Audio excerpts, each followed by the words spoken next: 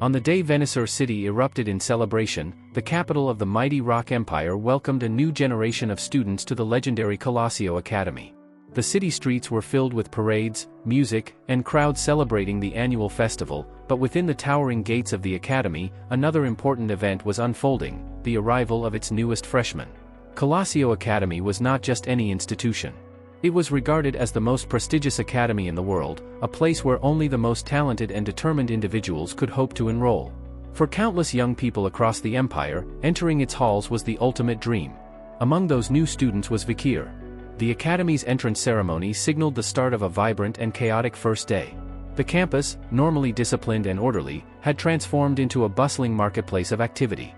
Senior students had set up stalls all across the grounds, representing the various clubs and organizations within the academy. Each stall competed fiercely for attention. Seniors enthusiastically approached every freshman walking by, pitching their clubs with persuasive smiles and enthusiastic speeches. They handed out questionnaires, pamphlets, and membership forms. Some even used clever tricks, encouraging freshmen to stamp their fingerprints as a symbolic confirmation of joining. This year, however, the competition between clubs was particularly intense. According to the seniors, the reason was simple: the incoming class was unusually talented.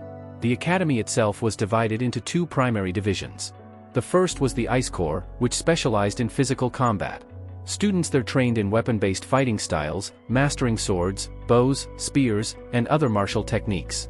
The second was the Fire Corps, where students focused on magical arts and mana manipulation. Although these were the main disciplines, every student still spent 4 years studying a wide range of knowledge, ensuring they graduated as versatile and formidable individuals.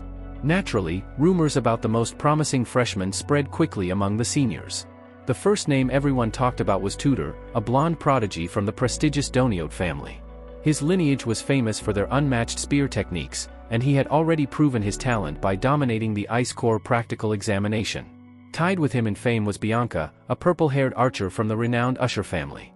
Despite sharing a name with a famous singer, her reputation had nothing to do with music. The Ushers were a legendary family of master bowmen, and Bianca had demonstrated her extraordinary skill by securing the top position in the Ice Corps practical exam alongside Tutor. Both of them immediately became the most sought-after recruits among the academy's clubs. Not far behind them in the rankings were the Baskerville triplets, who had taken 3rd, 4th, and 5th place. Their family name alone drew attention. The Baskervilles were known throughout the empire as the Iron Blood Swordsmen, a feared clan whose combat prowess required no introduction. Meanwhile, the Fire Corps had its own rising star. A freshman named Sinclair had captured everyone's interest.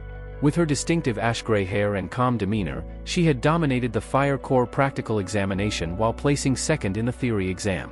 Her impressive performance marked her as one of the most powerful magic users in the incoming class.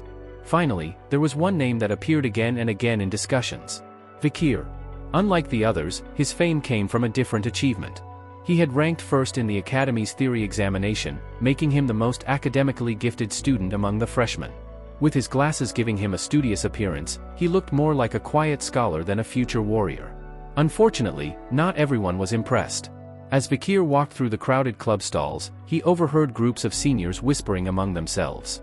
Some dismissed him outright, assuming the top theory student would only ruin the energetic atmosphere of their clubs. Others simply ignored him, partly because his name was surprisingly common.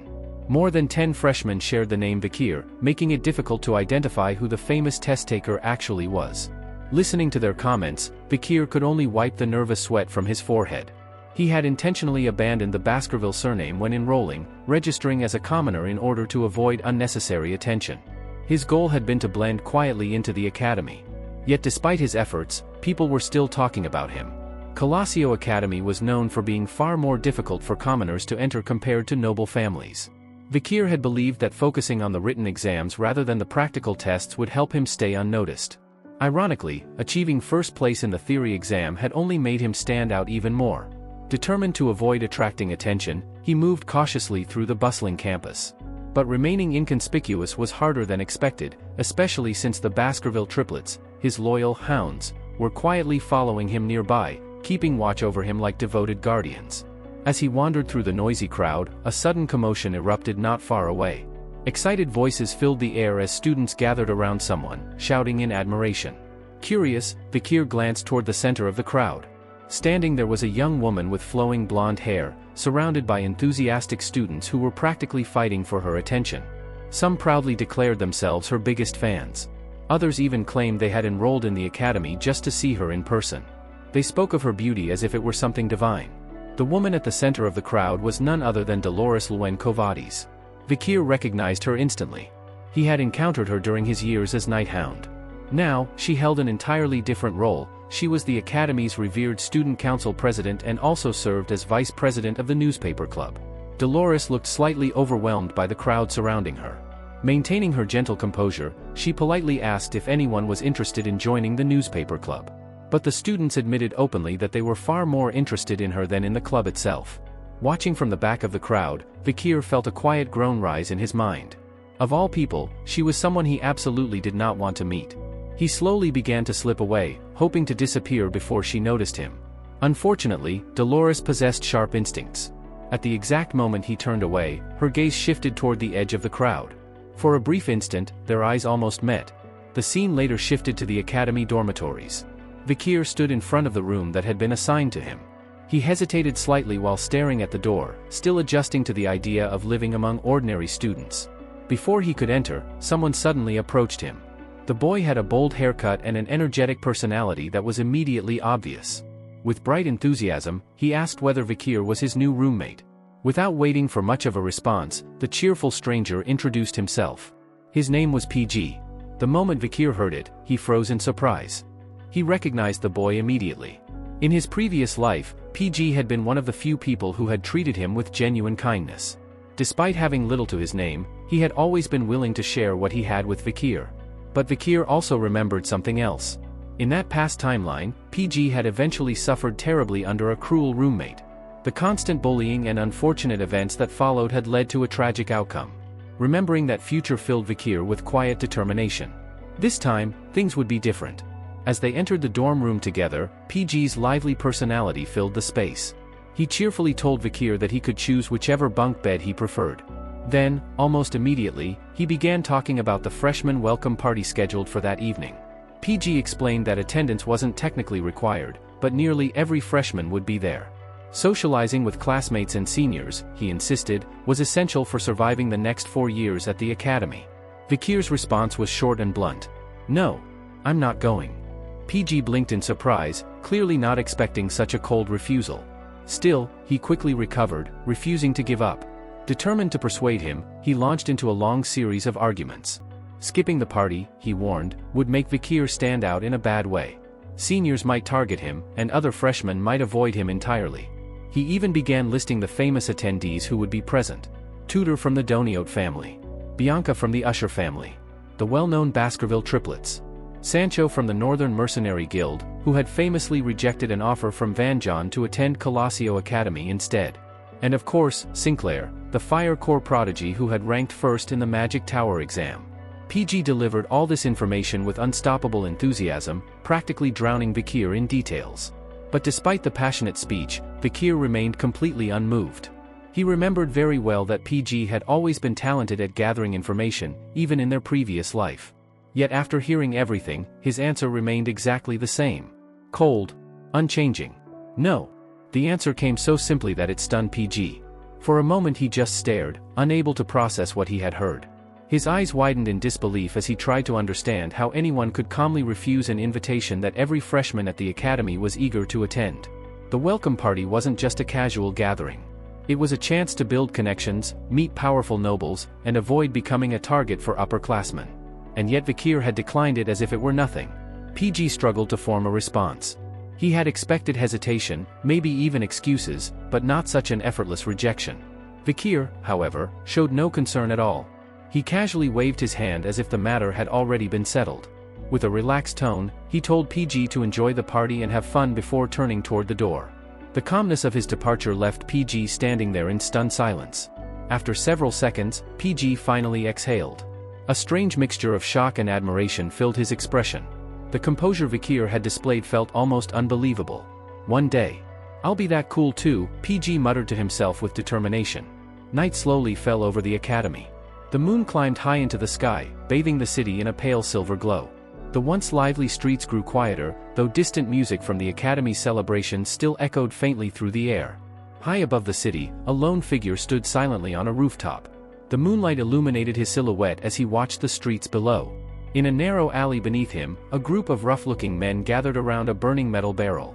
The flickering flames cast jagged shadows across the cracked walls while the men warmed their hands and passed the time with idle conversation.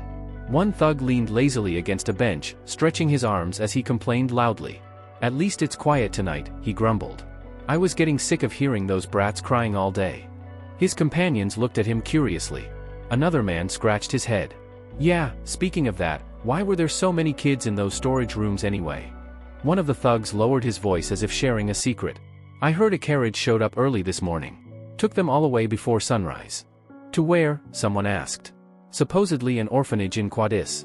The man barely finished his sentence before the thug sitting on the bench sharply interrupted him. "Hey, watch your mouth." His voice suddenly turned serious. "Curiosity kills the cat." The group fell silent for a moment. Just then, the sound of approaching footsteps echoed through the alley. A tall man emerged from the shadows. His presence alone was enough to make the thug stiffen. Deep scars slashed across both of his eyes, and a cruel smile twisted across his face. Two curved blades rested on his back, their hilts glinting in the firelight.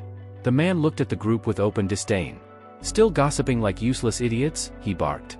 "If you want to get paid for breathing, then start acting like guards." The thugs immediately lowered their heads.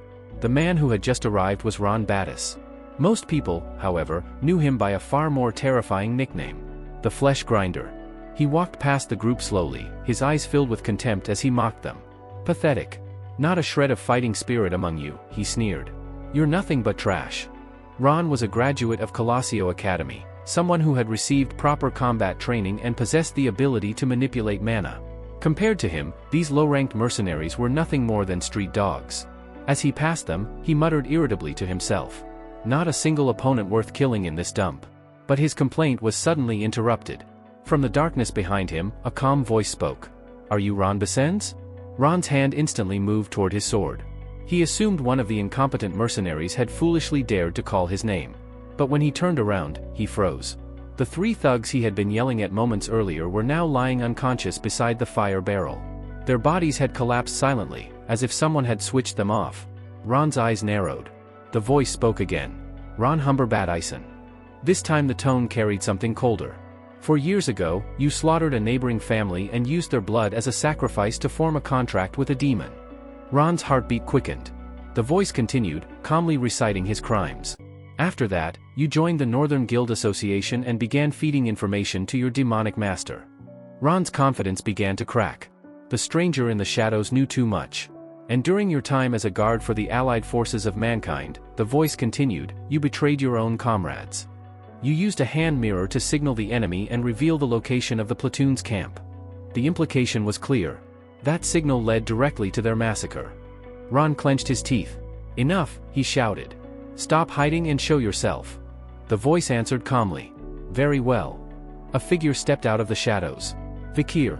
He wore the dark attire of an assassin, his presence almost blending with the night itself. Before Ron could react, Vikir appeared directly behind him. Ron's instincts exploded into action. He spun around instantly, swinging both of his twin blades with full force. For a brief moment, he thought he had landed a successful strike. But something felt wrong. Far too easy. Then the pain arrived. Both of Ron's arms suddenly fell to the ground. They had been severed cleanly at the shoulders. For a split second he didn't understand what had happened. Then blood erupted from the wounds as agony tore through his body. Ron collapsed to the ground screaming. Behind him stood Vikir, perfectly calm. In his hand rested the blade Beelzebub, already returned to its sheath as if the attack had never happened. Ron cried desperately for mercy, his voice shaking with fear. Vikir grabbed him by the hair and forced him to look up. "Tell me about your demon contract," he said coldly. Ron trembled violently. I don't know anything about the Allied forces." Vikir's reply was chilling. "Of course you don't." He leaned closer. "It hasn't happened yet." Ron's eyes widened in horror. Before he could say anything else, his face suddenly twisted unnaturally. His head began swelling grotesquely. A second later, it exploded. Blood and fragments scattered across the alley. Vikir sighed quietly. "Another one." He pulled out a worn notebook from his coat. Several names filled its pages. Some had been crossed out with thick black ink. Others were marked with dried blood. Vikir added a new name. Ron Humberbad Ison. He drew a line through it. Third in a row. The notebook was something Vikir had created using the memories of his previous life, combined with investigations conducted alongside Cindy. It contained the identities of every known demon worshipper who had betrayed humanity before the world's fall. The list had only one purpose: elimination. Yet every time he tried to interrogate one of them, the same thing happened. Their heads exploded before they could reveal anything important. Vikir concluded that the contracts they formed with demons contained some kind of self-destruct mechanism, likely tied to one of the 10 elite demons currently hiding somewhere in the capital. Later that night, the solemn bell of a distant church echoed across the city. With each chime, the sound of steel slicing through flesh followed in the darkness. Inside an unremarkable building, Vikir stood alone on a balcony. Blood dripped slowly from his blades. Behind him, 29 corpses lay scattered across the floor. The walls and ceiling were splattered with crimson, silent witnesses to the brutal battle that had taken place. Vikir absorbed Beelzebub back into his hand and glanced at the notebook again. Despite killing dozens of demon worshippers tonight, he had learned nothing about the elite demons themselves. This war, he realized, would take time. Crossing out the latest names with his pen, he sighed quietly. He hadn't expected miracles on the first day. Still, the lack of progress was frustrating. But giving up was never an option. Eventually, Vikir leapt across the rooftops of Venisur City, moving silently through the night. When he returned to the academy grounds, he landed lightly on the branch of a tall tree overlooking the brightly lit hall. Inside, the freshman welcome party was still in full swing. Music, laughter, and voices poured from the windows. Vikir brushed the dust from his clothes and quietly put his glasses back on, returning to his harmless scholarly disguise. After watching the party for a moment, he sighed softly. Maybe I should stop by after all. The freshman welcome party was in full swing. The large hall overflowed with energy as laughter, music, and lively chatter filled the air. Groups of new students moved from table to table, introducing themselves, sharing drinks, and eagerly trying the wide selection of food laid out across the long buffet tables. Plates were constantly being refilled while hungry freshmen attacked the feast like warriors after a long campaign. Near one side of the hall, the Baskerville triplets had already drawn a crowd. Massive mugs of beer were lined up in front of them, and one after another they emptied the mugs in powerful gulps. Every time a mug slammed down onto the table, the surrounding students erupted in cheers and disbelief. Few people could match their ridiculous tolerance for alcohol, and the triplets clearly enjoyed the attention. Elsewhere in the room, another spectacle had formed. Dolores stood surrounded by a sea of enthusiastic admirers. Students pushed closer and closer, each trying to outdo the others with exaggerated declarations of loyalty and admiration. Some claimed they had joined the academy just to see her, while others boldly proclaimed their devotion as if pledging allegiance to royalty. Dolores handled the overwhelming attention with her usual gentle composure, though the endless praise clearly left her slightly flustered. Not far away stood Tudor. The handsome blonde heir from the Doniote family leaned casually against a table while several girls hovered around him, laughing at everything he said. His relaxed charm made him the center of attention, and he seemed completely comfortable in the role. Across the hall, Bianca maintained a very different presence. With calm precision and quiet grace, she poured wine for several senior students, offering the glasses with respectful bows. Her movements were elegant and controlled, reflecting the disciplined upbringing of the renowned Usher family. Watching everything from the quieter edge of the hall was Vikir. He stood slightly apart from the main crowd, observing the party with sharp, calculating eyes. Among the many unfamiliar faces, he quickly recognized two people he had not expected to encounter so early: Tudor and Bianca. In his previous life, these two had been among the greatest heroes humanity produced during the catastrophe that later consumed the world. Tudor, descendant of the legendary Azure Spearman family, had commanded the front lines with unmatched courage. His spear had carved through demon ranks like a storm. Bianca, heir of the mystical archer lineage, had been equally terrifying in battle. Her arrows had struck down countless demons from impossible distances. Yet now they were simply freshmen. Laughing, socializing, and enjoying the party without the slightest awareness of the enormous destinies awaiting them. A faint smile touched Vikir's lips as he continued scanning the hall. More familiar faces appeared among the crowd, individuals who would one day stand beside humanity's strongest defenders. Seeing them like this felt strangely unreal. For a moment he wondered if another important figure might also be somewhere in the room. Camus Morgue. While Vikir was lost in thought, trouble was quietly unfolding across the hall. PG stood surrounded by a group of older students. The timid boy looked extremely uncomfortable as the seniors crowded around him, their expressions full of amusement. One of them insisted that PG sing a song for everyone. PG shook his head nervously, trying to refuse. But the seniors were clearly not interested in his answer. One of the female seniors stepped forward with a large ceramic jug in her hands. The container was enormous, filled with a strong mix of alcohol. She placed it directly in front of PG. "If you don't want to sing," she said with a mocking smile, "then finish this in one go." PG stared at the jug in horror. Tears immediately gathered in his eyes as he tried to protest. How could anyone drink that much?" PG suddenly gagged and vomited onto the floor. The seniors exploded with laughter. Instead of showing concern, they pointed at him and shouted insults. "Disgusting! Look at him!" Within seconds they had already given him a humiliating nickname. Vomit Pig. PG stood there trembling, tears streaming down his face as humiliation crushed him. Then a shadow moved. Without making a sound, Vikir stepped forward. He removed his cloak and calmly swept it across the floor, covering the mess and blocking the cruel stares directed at PG. The seniors froze in surprise. They stared at the quiet boy in glasses who had suddenly interfered. "Who the hell is this guy?" one of them muttered. Vikir didn't answer. He simply stood there, straight and unmoving. Despite his ordinary appearance, an unexplainable pressure radiated from him, silencing the mocking crowd. For PG, it felt like someone had suddenly thrown him a lifeline. His vision blurred as he looked at Vikir. His savior had appeared. Vikir glanced at him briefly, his expression unreadable. Inside his mind, however, memories surfaced. In the previous timeline, PG had not survived life at the academy. The endless bullying eventually forced him to drop out. Later he lived a difficult life working as a low-ranking government official while supporting his aging parents. But when the world collapsed, PG had still volunteered to fight. Despite his weak body, his brilliant mind had helped humanity survive countless desperate battles. His strategies had saved thousands of lives, including Vikir's. PG was one of the very few people Vikir had ever considered a true friend. Seeing him humiliated like this stirred something cold and dangerous within him. "Go back to the dorm," Vikir said quietly. "I'll handle this." PG hesitated. Before he could move, one of the seniors stepped forward and grabbed Vikir by the shoulder. "Are you stupid?" the senior sneered. Without warning, he slapped Vikir across the face. Once.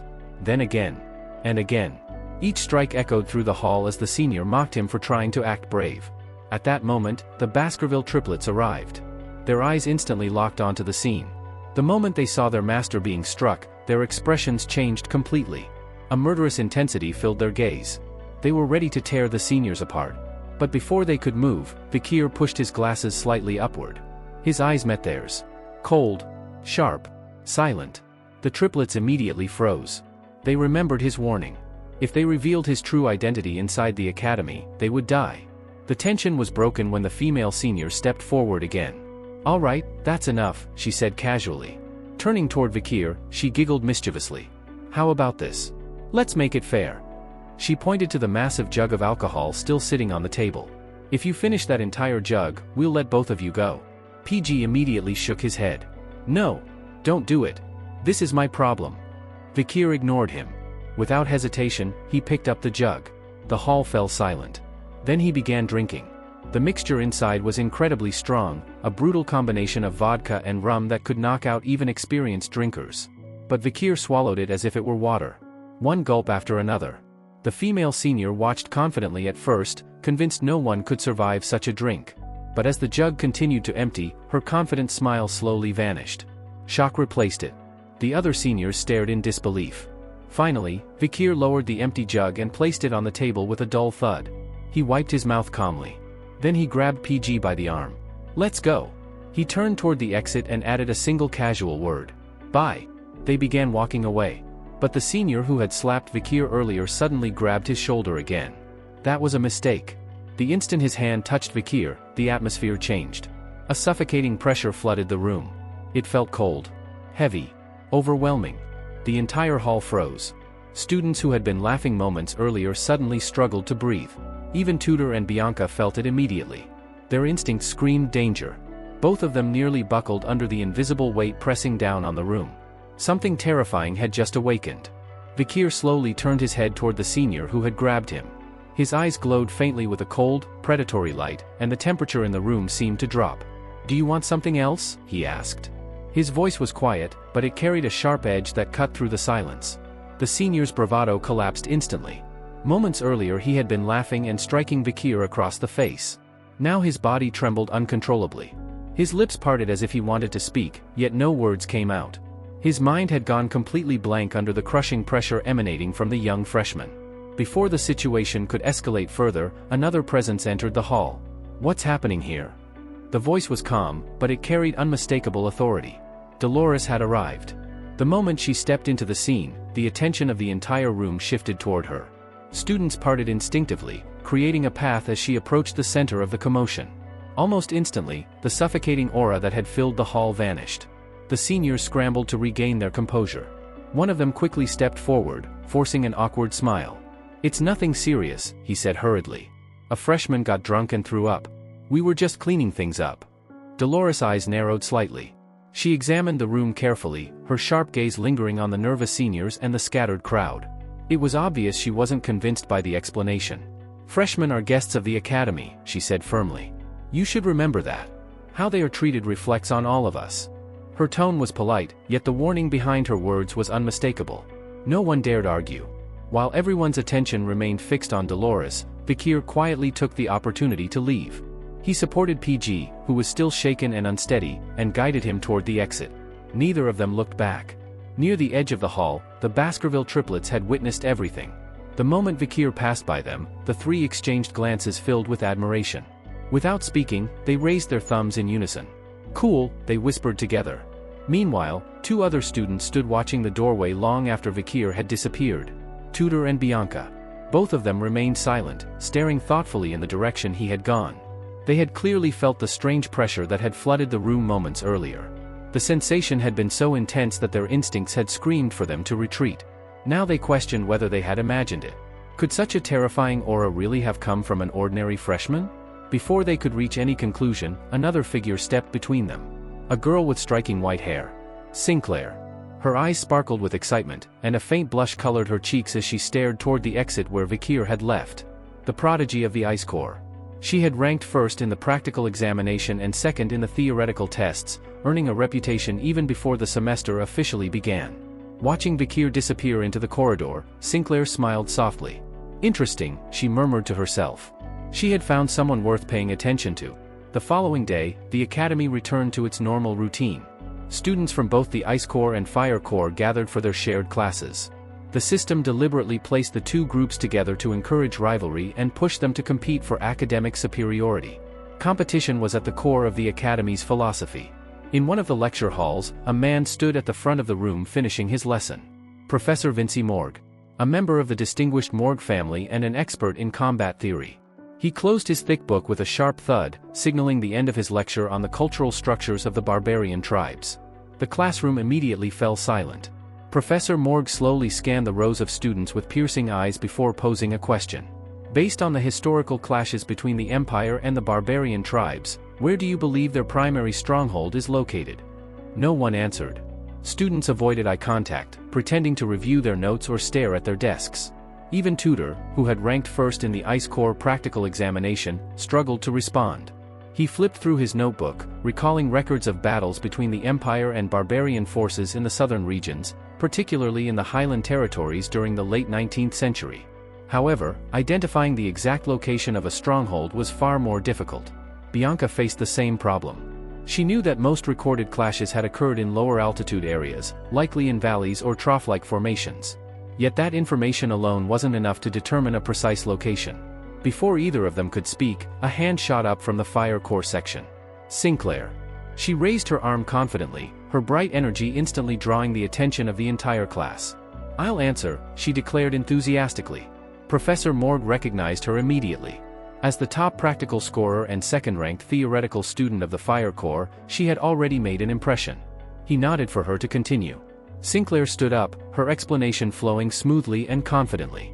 According to the Academy's military records, she explained, the Empire's major engagements with barbarian tribes had occurred in several highland regions, specifically locations labeled 1, 4, 5, 7, 8, 30, 75, and 207. With the exception of Highland 8, which was positioned on a mountain peak, nearly all of these battlefields were located in lower terrain. Valleys. Natural troughs. Using this pattern, Sinclair concluded that the barbarian tribe's main stronghold was most likely hidden in a similarly low-altitude region, where terrain could provide natural protection and concealment. Her reasoning was clear and precise. The classroom murmured with quiet admiration. Yet one student seemed completely unaffected by the discussion. Seated one row behind Sinclair was Vikir. His eyes were closed. PG, sitting beside him, glanced nervously in his direction. From the outside it looked as if Vikir had fallen asleep during the lecture. But that assumption couldn't have been further from the truth. Behind his closed eyes, Vikir's mind was racing. The events of the previous night replayed repeatedly in his thoughts. The 29 demon worshippers he had eliminated all shared two disturbing characteristics. First, their bodies carried the unmistakable stench of demonic influence. Second, each of them had died in the same grotesque way, their faces exploding just before death. The pattern was too precise to be coincidence.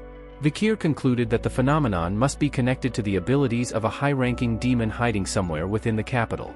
There was only one location that fit the circumstances.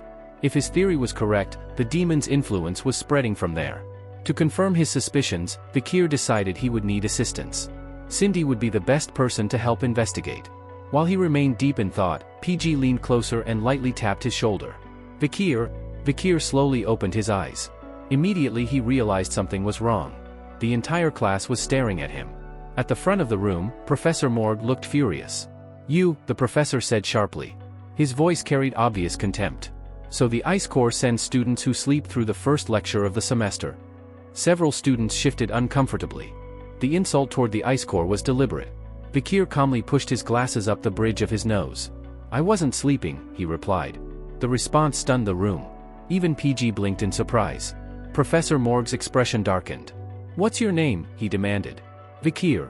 "Well, Vikir," the professor continued coldly, "everyone here saw your eyes closed." Vikir met his gaze without hesitation. "My eyes were closed," he said calmly. "But that doesn't mean I was asleep." The audacity of the reply silenced the classroom. Professor Morg's jaw tightened. After a moment, he admitted stiffly, "Perhaps I spoke too quickly." Vikir gave a small nod. "That's understandable." The casual response only irritated the professor further.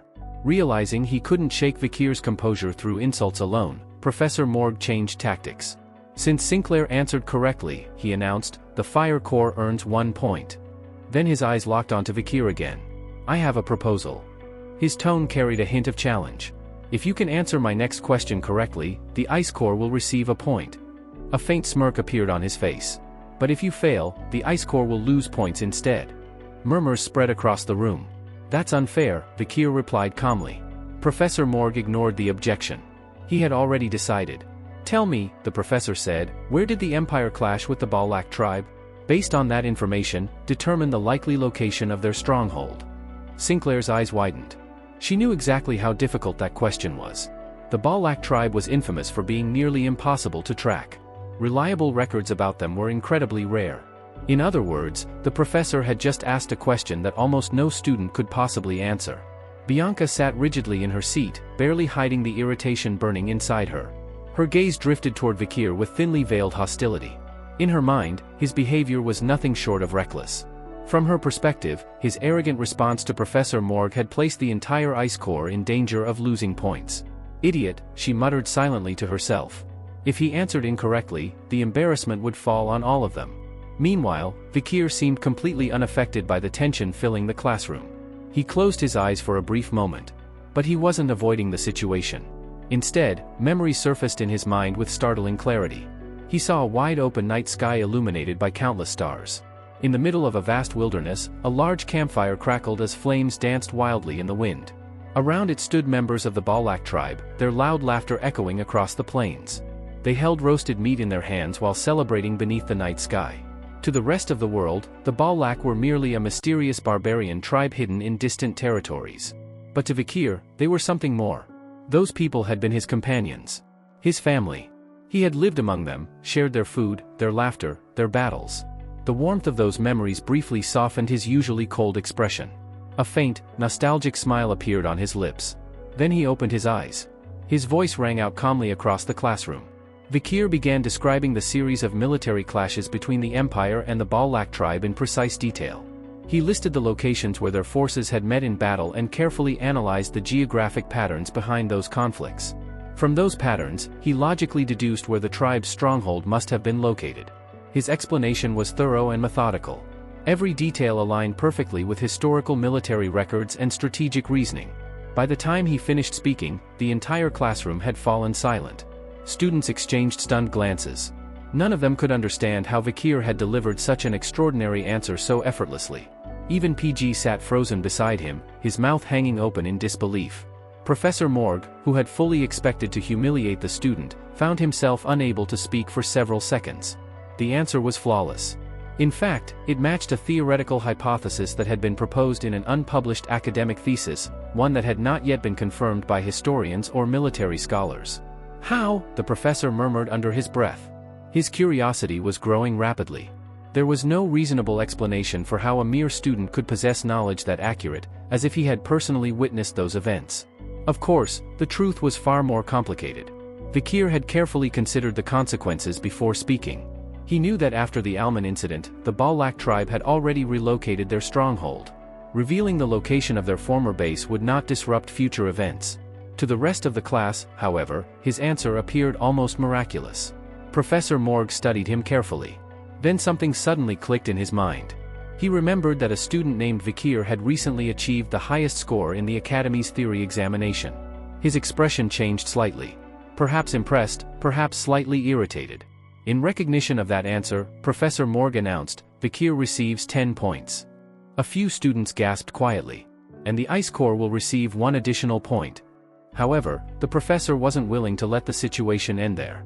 Adjusting his glasses with a smug expression, he added another statement. "However, closing your eyes during my lecture is unacceptable behavior." The classroom tensed again. "For that reason," he continued calmly, "I will deduct 10 points from you personally." His tone made it clear that he intended to humble the student who had challenged him. Vikir simply nodded. He didn't argue. Across the classroom, Sinclair was still staring at him. Her eyes followed him with growing fascination. Earlier she had barely noticed him. The name Vikir was common enough that it hadn't caught her attention. But now, seeing him more clearly as sunlight streamed through the classroom windows, she realized something. Despite his deliberately plain appearance and nerdy disguise, there was something about him that couldn't be hidden. His presence. His composure. His aura. There was something extraordinary about him. Elsewhere in the room, Tudor had also taken notice. Leaning casually against his desk, he observed Vikir with a faint smirk. So this was the student who had ranked first in theory. Tudor acknowledged the intelligence, but his mind quickly shifted to something else. Academic knowledge was one thing.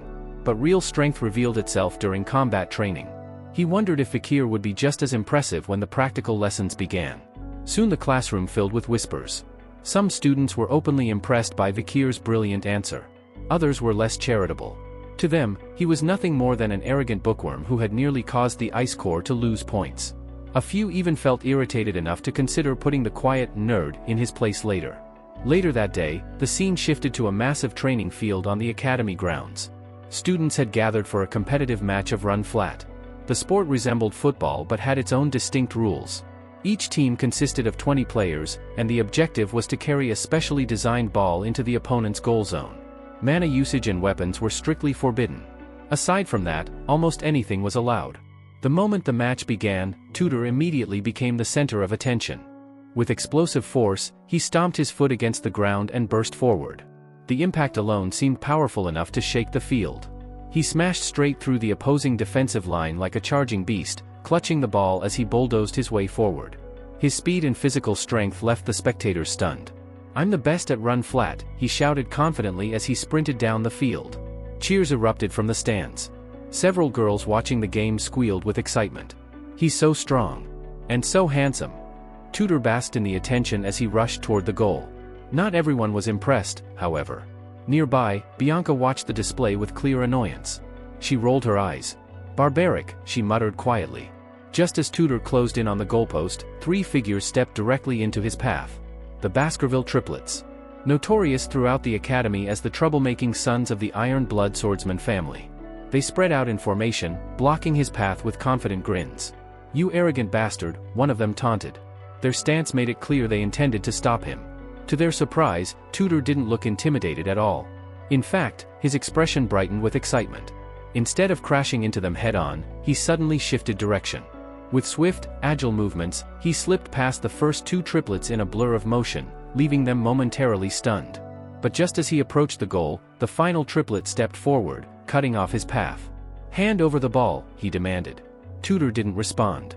A confident smirk spread across his face. Then he raised his left hand. A brilliant blue light suddenly ignited around it, radiating with intense energy. Tutor's left hand blazed with a vivid blue glow. Without slowing down, he drove his fist forward and slammed it into the stomach of the triplet blocking his path. The strike exploded with force, resembling the impact of a powerful aura attack even though the rules clearly forbade the use of mana. The triplet's body lifted off the ground instantly. He was hurled backward several meters before crashing hard onto the field, curling up in pain as the breath was knocked from his lungs. Tutor barely spared him another glance. "Trying to face three of them head-on," he muttered under his breath as he continued running. "That would have been a waste." He brushed off the encounter like it was nothing and sprinted toward the goal again. Students watching from the sidelines were left stunned. Not only had Tutor shattered the triplet's defense with ease, he had done it without drawing a weapon or using mana. Whispers began spreading rapidly among the crowd. "That's insane. He really is a run-flat prodigy. This is exactly what you'd expect from the Ice Corps." Tutor's reputation only grew with every step he took across the field. As he charged toward the goal, his thoughts drifted to something else entirely. To him, academic knowledge meant very little. Memorizing theories, reading books, studying strategies, none of that mattered on the battlefield. Strength was the only thing that truly decided victory. If you were strong enough, nothing else mattered. With that mindset, Tutor pushed forward confidently toward the end zone. But just as he approached the goal, someone stepped into his path. The entire crowd fell silent. Standing alone between Tutor and the goalpost was Vikir. Tutor slowed down slightly and narrowed his eyes. "You've got to be kidding me," he muttered, half amused and half irritated. The opponent standing before him was the same quiet student who had talked back to Professor Morg earlier that morning. The one everyone thought was just another bookish nerd. Yet something about Vikir's posture was strange. He stood there calmly, neither defensive nor aggressive, as if the charging powerhouse in front of him posed no threat at all. For a moment, even Tutor felt a faint sense of unease. Meanwhile, Vikir had already noticed Tutor rushing toward him. At first, he had planned to simply step aside and allow Tutor to score. Stopping him didn't seem worth the effort. But instead of aiming for the goal, Tutor suddenly changed direction. His trajectory shifted directly toward Vikir. A mischievous grin spread across Tutor's face. In his mind, the situation was simple. This scrawny little intellectual clearly spent too much time buried in books. A proper body check would probably remind him that physical strength mattered more than theory. Time to fix that, Tutor thought. He accelerated. Charging forward at full speed, he lowered his shoulder and aimed straight for Vikir. Yet Vikir didn't move. He didn't dodge. He didn't brace himself. He simply stood there, completely still. The next instant, the collision happened. Tutor slammed into him with the force of a speeding vehicle crashing into a wall. The result stunned everyone. Vikir remained perfectly rooted to the ground, as if he had been carved from stone. The impact rebounded entirely onto Tutor. The massive force sent him flying backward through the air before he crashed heavily onto the field. A wave of gasps swept across the crowd. Tutor lay sprawled on the ground, unmoving. His face had turned pale, and beads of sweat formed across his forehead. Even Bianca and Sinclair, who were watching from the stands, stared in disbelief. Neither of them could understand what had just happened. Vikir slowly turned his head and looked behind him. Seeing Tutor lying flat on the ground, he frowned slightly. Why did that blonde guy run straight into me, he wondered quietly. For a moment, he had actually considered stepping aside. But in the end, he had simply remained where he was. Still confused by Tutor's strange decision, Vikir decided to make the situation a little more entertaining. Suddenly he groaned loudly. Then he dramatically collapsed onto the ground, clutching his side as if he had been severely injured. The spectators watched the scene in utter confusion. On one side of the field, Vikir was rolling slightly as if in pain. On the other side, Tutor remained completely unconscious. The contrast made the situation look almost absurd. A few moments later, Tutor's eyes finally snapped open. He was immediately surrounded by worried teammates asking if he was all right, but their voices sounded distant and muffled to him. His mind struggled to catch up with reality. The last thing he remembered clearly was charging toward Vikir. Everything after the moment of impact was blank. Slowly sitting up, he turned his head. His gaze locked onto Vikir, who was now calmly brushing dust off his clothes. Tutor's eyes widened. How? The thought echoed in his mind repeatedly. How could someone like that knock him out? Tutor Don Quixote. The run-flat prodigy. The pride of the Ice Corps. Yet the supposed nerd standing there didn't even have a single scratch on his body. The more Tutor thought about it, the less sense it made. Determined to uncover the truth, he made up his mind. He would test it again. When the match resumed, the ball soon returned to Tutor's hands. This time, however, he wasn't thinking about scoring. His focus was fixed entirely on one person. Vikir. As Tutor started moving across the field again, the Baskerville triplets immediately stepped forward. Positioning themselves around Vikir, they formed a protective barrier in front of their master. While the chaos unfolded across the field, Vikir remained near the back line, quietly watching the match. His posture was relaxed, as if he were merely observing a casual practice rather than a heated competition. From the stands, Bianca and Sinclair exchanged puzzled looks. Tutor's behavior no longer made sense. Instead of heading straight for the goal like any rational player would, he had once again turned toward the Baskerville triplets and Vikir, ignoring the desperate shouts of his own teammates who were urging him to score. Tutor, however, seemed completely focused on a different objective. With the ball gripped firmly in his hands, he charged forward once more. Seeing him approach, the Baskerville triplets stepped up again, eager to redeem themselves after their earlier humiliation. "You're not getting past us this time, Tutor," one of them shouted confidently as they spread out to block his path. But their determination wasn't enough. Tutor moved with explosive speed. With a quick shift of his body, he slipped past the first two triplets effortlessly, leaving them momentarily frozen in shock. Clutching the ball tightly against his side, he pushed forward without slowing down. His eyes were locked on a single target. Vikir. The spectators grew tense. Everyone wondered if the bizarre scene from earlier was about to repeat itself. This time, however, Tutor looked far more serious.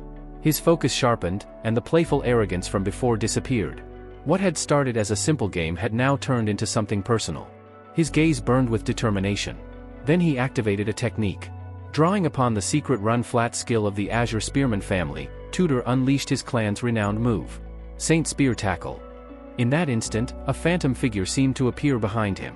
The silhouette of a spectral knight formed in the air, wielding a radiant lance that gleamed with ethereal light. Tutor's entire body seemed to surge with power as his eyes glowed a piercing shade of blue. The overwhelming force of the technique sent a ripple of tension through the crowd. Even those watching from a distance could feel the intensity of the charge aimed directly at Vikir. Yet Vikir himself remained completely calm. The sunlight reflected faintly off the lenses of his glasses as he watched Tutor rushing toward him. His expression didn't change. He looked less like someone facing a charging opponent and more like a student quietly observing an experiment. The distance between them closed rapidly. Then the moment of impact arrived. And the scene abruptly cut. When the view returned, the result was strangely familiar. Tutor was lying flat on the ground again. His body was sprawled in the same lifeless pose as before, as though someone had simply dropped him there. Standing nearby was a scar-faced student with gray hair, who stared down at him while shaking his head in disbelief. "You're awake again?" the student asked dryly. Tutor suddenly jolted upright. His face was filled with confusion. "What just happened?" he muttered, rubbing his head. "Did I faint again?" Still dazed, he struggled to recall the moment of impact. Beside him stood a large, muscular student who calmly explained the situation. "Sancho Barataria. You used your family's strongest technique," Sancho said evenly. Charged straight at Vikir at full speed, and bounced off him again. The surrounding students fell silent. They had witnessed everything clearly. Even Tutor's most powerful move had failed to affect Vikir. Sancho adjusted the headband tied around his forehead, his expression slowly becoming serious. "I see now," he said quietly. "That guy? Vikir, he's hiding something." He clenched his fist slightly. "And I'm not going to sit here and watch my friend get knocked out twice." Sancho wasn't an ordinary student. He had transferred to the academy from the Northern Mercenary Guild Association, a place where survival depended on raw strength and combat experience. His towering physique and monstrous physical power had made him infamous even before arriving here. In fact, his strength was considered so overwhelming that he had often been restricted from competing within his own age group back home. Compared to the brutal battles of the Northern Lands, a run-flat match at the academy should have been trivial for someone like him. But after watching Vikir casually neutralize Tutor twice, he could no longer remain a spectator. Stepping onto the field, Sancho picked up the ball with one hand. The sunlight glinted across his massive shoulders as he spoke loudly, almost as if narrating his own legend. "In the frozen lands of the north," he declared, "even newborns and the elderly fight to survive. It's in our blood. We are all warriors. The Baskerville triplets immediately realized the situation had become dangerous. Once again, they positioned themselves in front of Vikir. For the third time, they prepared to protect their master. "This time we won't fail," one of them whispered nervously. "Third time's the charm." But Sancho had no interest in agility or fancy footwork. He moved like a charging beast. Storming forward with unstoppable momentum, he swung his massive arm outward in a brutal clothesline attack. The impact was devastating. In a single sweeping motion, all three triplets were knocked into the air as if they weighed nothing. They flew across the field like ragdolls. While tumbling through the air, the triplets began shouting in panic. "Master, we're sorry. Please don't kill us." Tears streamed down their faces as they sailed helplessly across the sky before crashing onto the ground with heavy thuds. For the first time, Vikir's calm expression cracked slightly. Behind his glasses, his eyes flashed with a faint red glow. His voice dropped to a quiet, dangerous whisper. "Do you want to die?" The triplets could only continue crying as they lay sprawled across the field. Sancho, however, paid no attention to them. Having cleared the path, he focused entirely on Vikir. Like a raging bull, he charged straight toward him. His expression carried the same fierce determination Tudor had shown earlier. But unlike Tudor, Sancho's strength was on an entirely different level. His goal was simple. He would force Vikir to reveal the secret he was hiding. No matter what it took. The tension across the field reached its peak. Spectators leaned forward, barely breathing as they watched the confrontation unfold. An unstoppable force. Against an immovable object. As Sancho rushed forward at full speed, the entire field seemed to hold its breath. Just a few steps away from Vikir, the giant mercenary raised his arm high into the air. He intended to strike with everything he had. Then, with a thunderous impact, Sancho's fist slammed directly into Vikir's stomach. A loud bang echoed across the field. But the result was not what anyone expected. Vikir didn't move. Not even an inch. Instead, Sancho felt something terrifying. It was as if his fist had collided with an immovable mountain. The dense, unyielding strength hidden within Vikir's body sent a violent shock through Sancho's arm. His muscles trembled from the impact. Sancho Barataria, a man known for overwhelming physical strength, stared in complete disbelief. Sancho pushed harder, pouring more strength into his strike. Yet no matter how much power he used, Vikir didn't move even a fraction. It was as if Sancho's fist had collided with an ancient stone monument rather than a human body. For a moment, Vikir considered how the situation must look to everyone watching. If he simply stood there unharmed, it would only attract unnecessary attention. So he decided to play along. With a deliberate motion, Vikir suddenly leaped backward as though the blow had finally forced him away. His boots scraped violently across the ground, carving long skid marks into the dirt before he crashed onto the field dramatically, much like the Baskerville triplets had earlier. The reaction from the crowd was immediate. Gasps and cheers erupted throughout the stands. From their perspective, Sancho's strike had been powerful enough to send Vikir flying. Some spectators assumed he had been knocked unconscious. Others wondered if he had even survived such a brutal hit. Sancho, however, knew the truth. His arm was still trembling from the impact. He stared down at his own shaking hand, trying to understand what he had just felt.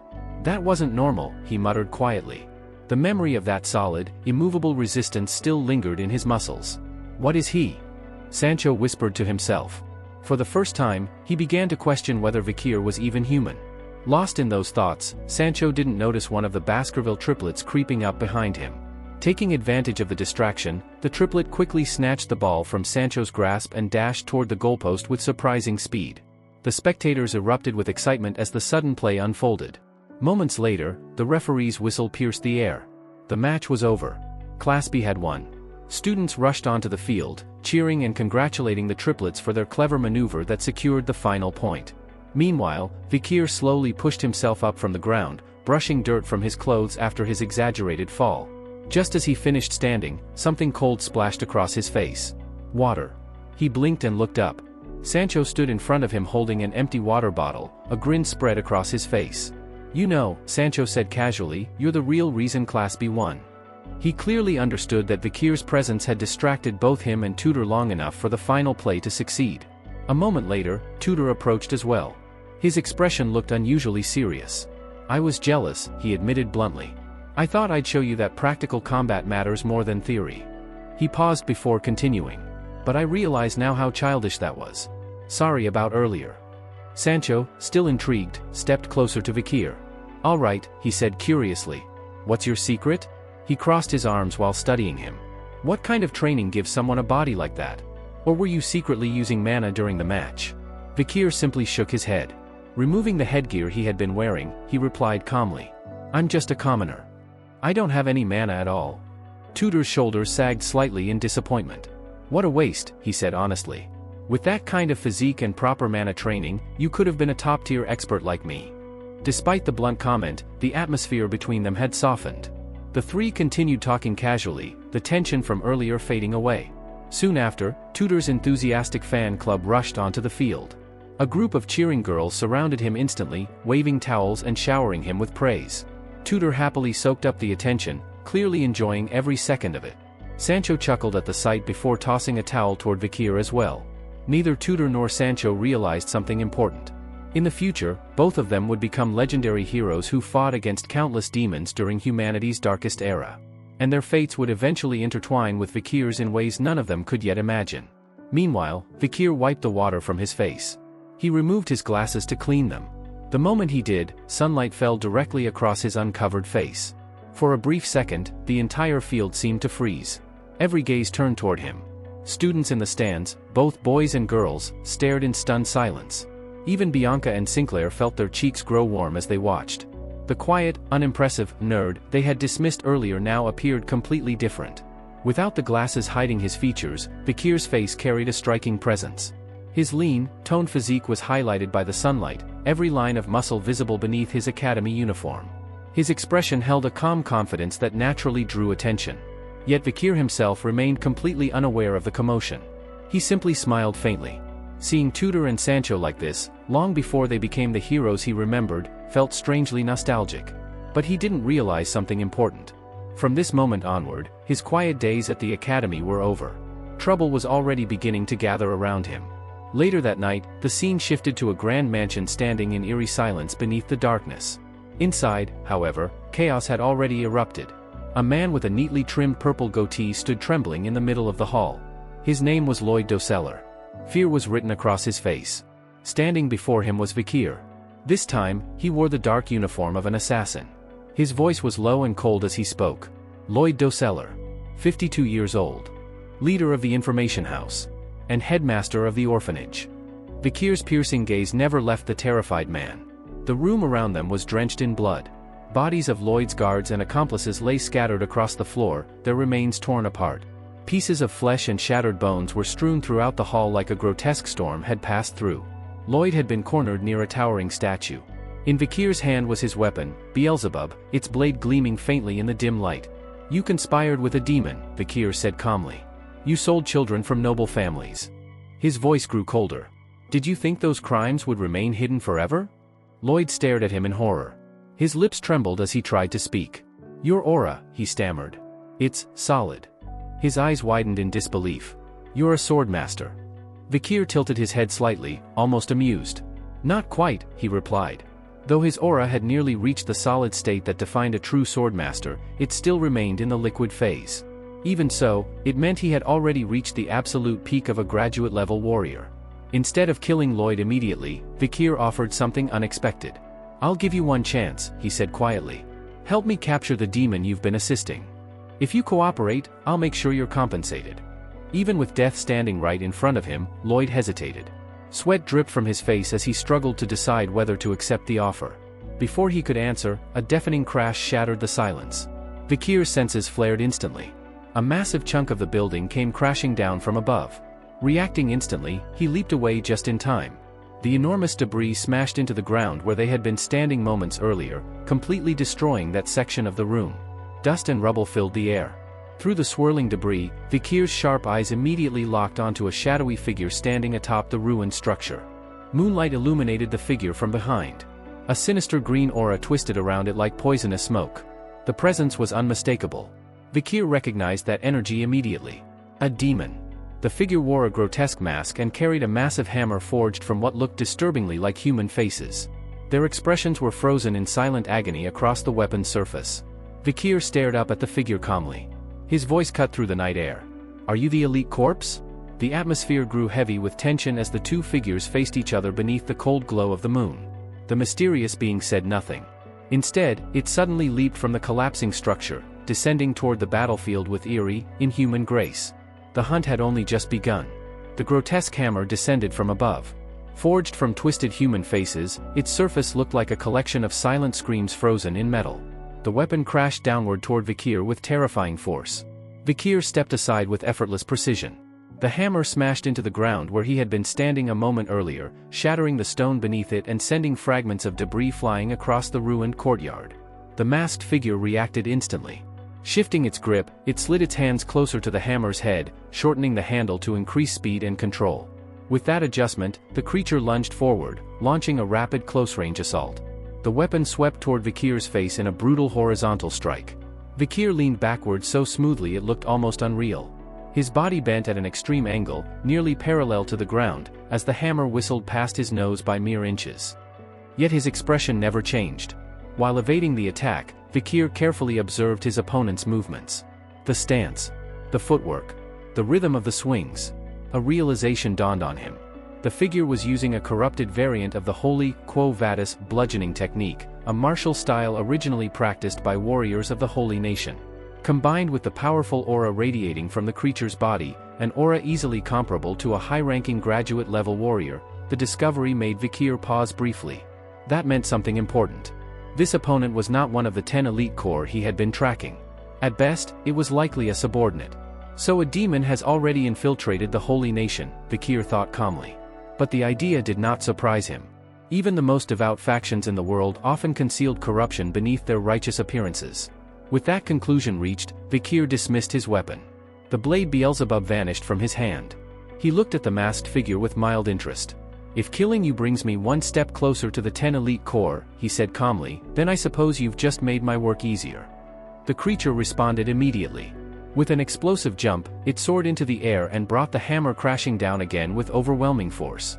This time, Vikir did not dodge. The hammer slammed downward. But instead of meeting empty air or steel, it met something else. Vikir's leg. In a movement so precise it looked choreographed, he performed a flawless horizontal split. One foot remained planted firmly on the ground while the other extended upward. His raised foot stopped the hammer's devastating descent. The massive weapon froze in place against the sole of his boot. The masked figure grunted in shock. It clearly hadn't expected its full-force attack to be halted by a single leg. Vikir moved instantly. His arm ignited with a deep crimson glow as basal power surged through his muscles. In the span of a heartbeat, he unleashed 5 rapid strikes against the creature's torso. Each blow carried the same explosive impact as the deadly Reen technique, sending shockwaves through the demon's body. The final strike was a brutal right hook to the ribs. The force launched the creature across the room like a cannonball. It smashed through the wall of a nearby abandoned building. Vikir followed immediately. The demon struggled to lift its hammer again, attempting another desperate attack. But Vikir was already there. With a swift motion, he seized the creature's arm and snapped it. The bone shattered with a sickening crack. The hammer slipped from its grasp. Before the creature could react, Vikir appeared behind it in a blur of movement. A vicious series of elbows and knees followed, each strike delivered with surgical precision. The demon's remaining arm shattered under the relentless assault. Now both of its limbs hung uselessly. The creature collapsed onto the floor. Vikir grabbed the front of its shirt and flipped the body effortlessly before hurling it across the room.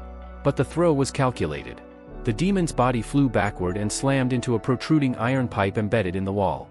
The sharp metal pierced through its back, pinning it in place. The creature let out a guttural groan, unable to move. Vikir approached slowly. His gaze settled on the exposed chest of the impaled figure. Deep scars crisscrossed the flesh. Among them was a crude word carved into the skin. Ifibo. "So that's your name," Vikir muttered. The demon could no longer escape. Vikir's voice grew colder. "Who is your master?" His eyes narrowed as he stared directly into the creature's masked face. "Who turned you into this?" Ibwa could only groan in agony. No words came out, only distorted, pain sounds. Vikir immediately understood. The demon's master had placed a restriction on it. A magical seal preventing it from speaking certain information. But that didn't bother him. Gripping the iron pipe that impaled the creature, Vikir twisted it slowly. Ibwa's body convulsed violently. "Interrogation doesn't rely on words alone," Vikir said calmly. "Your blood, your mana, the fractures in your bones." He leaned closer, his voice cold and precise. "Everything inside your body can reveal the truth."